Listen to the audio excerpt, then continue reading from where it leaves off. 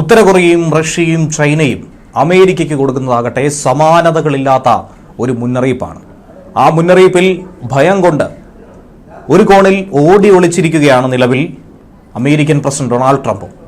അതൊന്നും തന്നെ പുറത്തുവിടാൻ കഴിയാതെ ചൈനയുടെ സൈനിക ശക്തി അടക്കം പുറത്തു കാട്ടിയ കിം ജോങ് ഉന്നിന്റെ പിൻഗാമി ആരെന്നുള്ള പരസ്യമായ ഒരു വെളിപ്പെടുത്തലടക്കം സൂചനകൾ നൽകിയ ഒരു സാഹചര്യത്തിൽ പുടിനടക്കം നൽകുന്ന സന്ദേശം വളരെ വ്യക്തമാണ്. മറ്റൊരു ലോകക്രമം രൂപപ്പെട്ടിരിക്കുന്നു. ഇന്ത്യയെ അകറ്റി, ഇന്ത്യയെ ചൊറിഞ്ഞ് അമേരിക്ക പണി വാങ്ങിക്കൂട്ടുന്നുവെന്നുള്ള വ്യക്തമായ സൂചന കിട്ടിയിരിക്കുകയാണ്. മോദി ഇറക്കിയ തുറുപ്പ് ചീട്ട് ചൈനയിലെ ഷങ്ഹായ് ഉച്ചകോടിയിൽ പങ്കെടുത്തപ്പോൾ ശ്രദ്ധാകേന്ദ്രമായി മാറിയ ആ ദിവസങ്ങൾ, അതിന്റെ തിരിച്ചടിയാണ് അമേരിക്കയ്ക്ക് നിലവിൽ ലഭിച്ചുകൊണ്ടിരിക്കുന്നത്. രണ്ടാം ലോക മഹായുദ്ധത്തിൽ ജാപ്പനീസ് ആക്രമണത്തിനെതിരായിട്ടുള്ള ചൈനയുടെ വിജയത്തിന്റെ 80ാം വാർഷികം ആഘോഷിക്കുന്ന വേളയാണിപ്പോൾ. ഇതിന്റെ പരേഡിൽ ചൈനീസ് തലസ്ഥാനമായ ബെയ്ജിങ്ങിലേക്കാണ് ഇപ്പോൾ ലോകശ്രദ്ധയുള്ളത്. കാരണം മറ്റൊന്നുമല്ല, ചൈന എന്നതിലുപരി, ഒരു സൈനിക പരേഡ് എന്നതിലുപരി ആഗോളതലത്തിൽ ചൈനയുടെ സൈനിക ശേഷിയും രാഷ്ട്രീയ സ്വാധീനവും അരക്കിട്ടുറപ്പിക്കുന്ന ഒരു ശ്രമത്തിന്റെ പ്രതിഫലനം കൂടിയായിരുന്നു ഇപ്പോൾ സംഭവിച്ചത്. അമേരിക്ക ഉൾപ്പെടെയുള്ള പാശ്ചാത്യ രാജ്യങ്ങളെ, ആ ലോകക്രമത്തെ വെല്ലുവിളിച്ചുകൊണ്ടാണ് ചൈനീസ് വിജയദിന സൈനിക പരേഡ്. അതിലവർ അവരുടെ പുത്തൻ ആയുധങ്ങൾ ലോകത്തിന് മുന്നിൽ അനാവരണം ചെയ്തു. വളരെ രഹസ്യ സ്വഭാവത്തോടുകൂടി മാത്രം മുന്നോട്ട് പോകുന്ന ചൈന ഇത്തവണ തങ്ങളുടെ കരുത്ത് ലോകത്തിന് മുന്നിൽ അനാവരണം ചെയ്യുകയാണ്. ഒപ്പം സുഹൃത്തുക്കളെയും.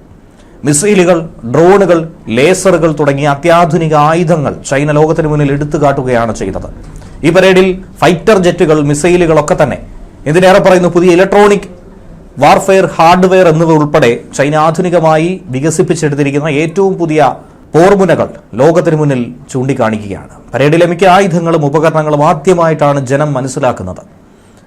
കരാക്കടൽ, ആകാശം എന്നിവിടങ്ങളിൽ നിന്നും ഒരുപോലെ വിക്ഷേപിക്കാൻ കഴിയുന്ന ആണവശേഷിയുള്ള മിസൈലുകൾ അടക്കം ചൈന അനാച്ഛാദനം ചെയ്തിരിക്കുകയാണ്. ആകാശത്ത് നിന്നും വിക്ഷേപിക്കാവുന്ന ദീർഘദൂര മിസൈലായിട്ടുള്ള ജിംഗ്ലി 1, അന്തർവാഹിനിയിൽ നിന്ന് വിക്ഷേപിക്കാവുന്ന ഭൂഖണ്ഡാന്തര മിസൈലായിട്ടുള്ള ജുലാങ് 3, കരയിൽ നിന്നുള്ള ഭൂഖണ്ഡാന്തര മിസൈലായിട്ടുള്ള ഡോങ്ഫങ് 61, ഡോങ്ഫങ് 31 എന്നിവയാണ് ഇതിൽ ഉൾപ്പെടുന്നത്. രാജ്യത്തിന്റെ അന്തസ്സും പരമാധികാരവും ഒക്കെ സംരക്ഷിക്കാൻ വേണ്ടിയിട്ടുള്ള തന്ത്രപരമായിട്ടുള്ളൊരു നീക്കം ചൈന നടത്തിയിരിക്കുകയാണ്. ഡ്രോൺ ആക്രമണങ്ങളെ പ്രതിരോധിക്കാൻ വേണ്ടി വികസിപ്പിച്ചെടുത്തിരിക്കുന്ന ലേസർ ആയുധങ്ങൾ തന്നെയാണ് അതിൽ ശ്രദ്ധേയമായ മറ്റൊരു വിഷയം. ചരിത്ര പ്രസിദ്ധമായിട്ടുള്ള ടിയാൻമെൻ സ്ക്വയറിൽ നടന്ന ഈ പരേഡിൽ നൂറുകണക്കിന് സൈനികരാണ് ഒത്തുചേർന്നത്. ചൈനീസ് പ്രസിഡന്റ് ഷീ ജിൻപിങ്ങും ഭാര്യ പെങ് ല്യൂവാനും 26ഓളം വിദേശ നേതാക്കളെയാണ് ഈ ചടങ്ങിലേക്ക്, 26 രാഷ്ട്രങ്ങളുടെ തലവന്മാരെയാണ് ഈ ചടങ്ങിലേക്ക് സ്വാഗതം ചെയ്തിട്ടുണ്ടായിരുന്നത്.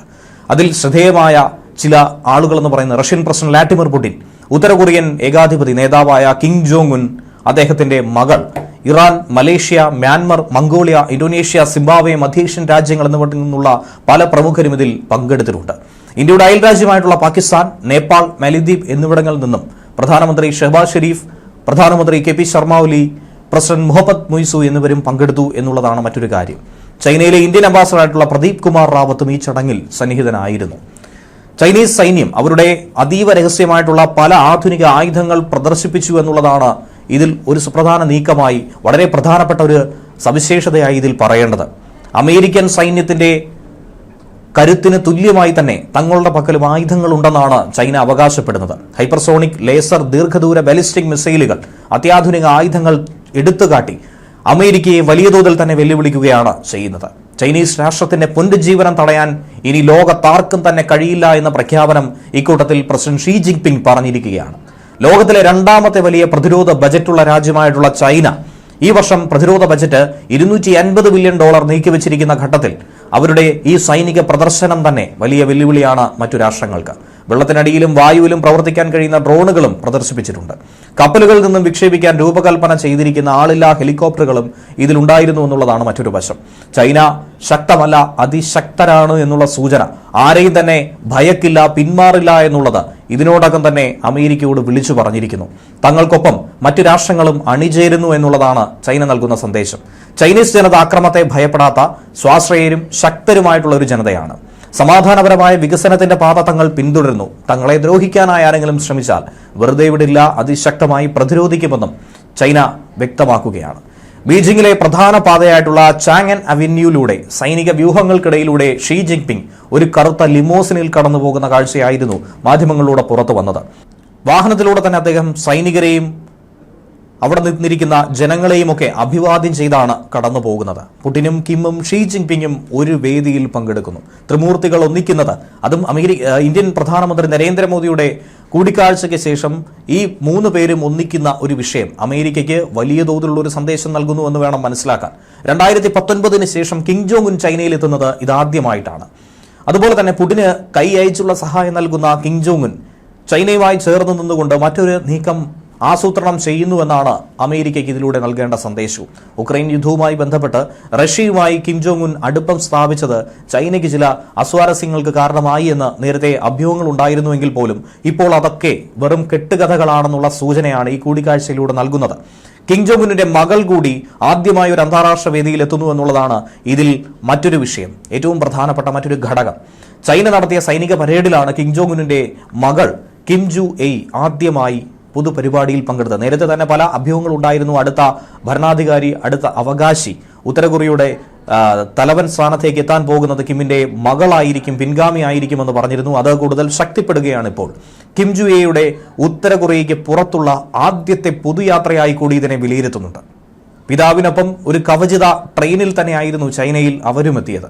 ഏകദേശം 13 വയസ്സ് പ്രായം തോന്നിക്കുന്ന കിം ജോങ് ഉന്നിന്റെ മകൾ 2022 ഒരു ഭൂഖണ്ഡാന്തര ബലിസ്റ്റിക് മിസൈൽ വിക്ഷേപണ വേളയിലാണ് കിമ്മിനൊപ്പം ആദ്യമായി കണ്ടത്, പൊതുജനങ്ങൾക്ക് മുന്നിൽ ഔദ്യോഗികമായി പ്രത്യക്ഷപ്പെട്ടത്. റഷ്യയും ചൈനയുമായും ബന്ധം ശക്തിപ്പെടുത്തിക്കൊണ്ടാണ് കിം ജോങ് ഉൻ മുന്നോട്ട് പോകുന്നത്. അതുകൊണ്ട് തന്നെ പ്രധാന നയതന്ത്ര ശ്രമങ്ങളുടെ ഭാഗമായി തന്നെ ഈ യാത്രയിൽ മകളെ കൂടി ഉൾപ്പെടുത്തിയത് തനിക്ക് നൽകുന്ന അതേ പരിഗണന തന്റെ പിൻഗാമിയായി എത്തുന്ന മകൾക്കും നൽകണമെന്നുള്ളൊരു സൂചന കൂടിയാണ് നൽകുന്നത്. ഉത്തര കൊറിയയിലെ ചരിത്രത്തിലെ തന്നെ ആദ്യത്തെ വനിതാ നേതാവായി കിം ജു എ മാറുമെന്നാണ് നിലവിൽ മനസ്സിലാക്കുന്നത്. 10 അംഗ ഷാങ്ഹായ് കോർപ്പറേഷൻ ഓർഗനൈസേഷൻ ഉച്ചകോടിക്ക് ശേഷമാണ് ഈ കൂടിക്കാഴ്ചയുണ്ടായത്. റഷ്യൻ എണ്ണ വാങ്ങിയതിന്റെ പേരിൽ ഇന്ത്യക്കെതിരെ ട്രംപ് 50% തീരുവ ചുമത്തി.